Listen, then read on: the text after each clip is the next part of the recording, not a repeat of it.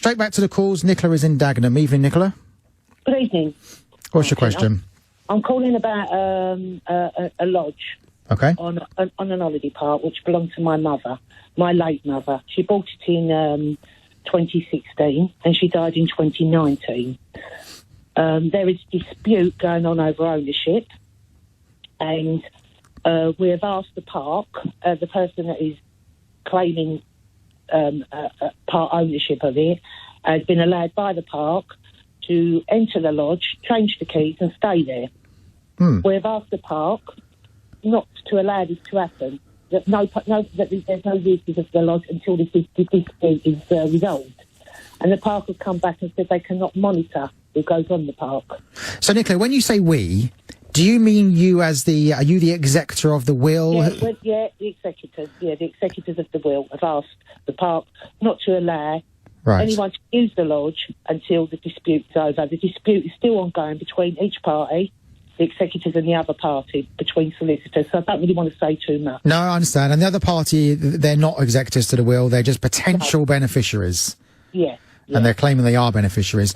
Well, I mean, surely, has your solicitor, if you've got one, not written to the park and said, I act for the executors and the people in there have got no right to be there, please stop them? Have they said that? Martin, we have asked them that. We have asked them, and we have got a written statement from their solicitors, the holiday solicitors, saying they cannot monitor who goes on the park. Right. Nicola, did you just change my name to Martin? Oh, sorry. People call me all sorts of things, but I've never been called Martin before. I actually don't think it suits me, so you can call me Dean. I don't know where that comes from. I'm just joking. It's fine. You can call me Martin if you like.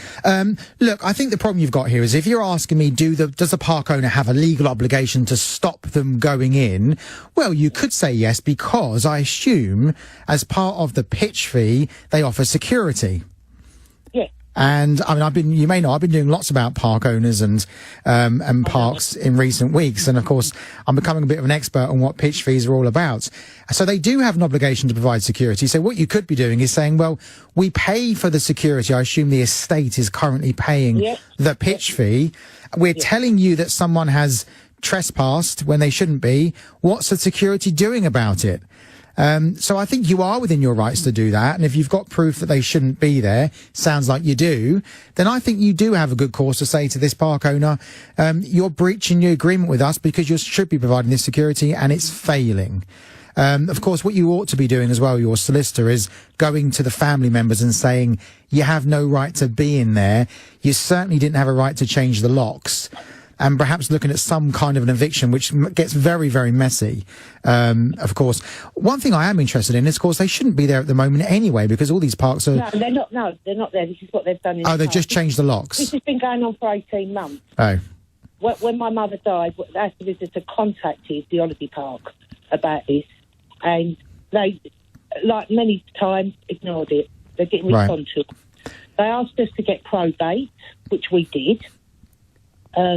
The probate come along on the 22nd of January 2020, and on the 1st of February, the holiday park put the lodge into the executors' names.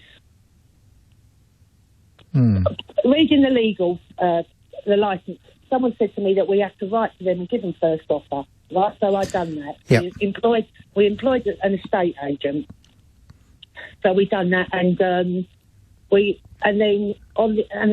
rang me. They rang me. I returned the call, and they gave me. Unfortunately, I didn't record it. A verbal offer for this lodge.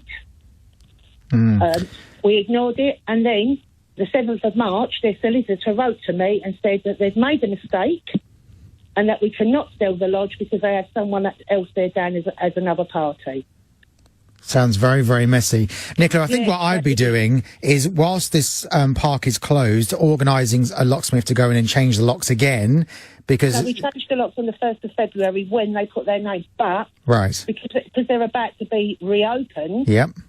We're worried that they're going to go, change the locks, and the park is going to allow them to stay there. Yeah. Well, I think... the estate is paying the bill. I think they shouldn't be doing that. And as I say, I think the trick with this is to go back and say, we pay for security, as I said, via the pitch fee. Therefore, we expect you to do something about this. and provide that security. Nicola, I think that's what you need to do. I'm not an expert on wills, trusts and probate, so your solicitor dealing with that will know far more than me on that side, but I think you should go back to this park and say, we want to see the security, please, and hopefully they will do something about that for you.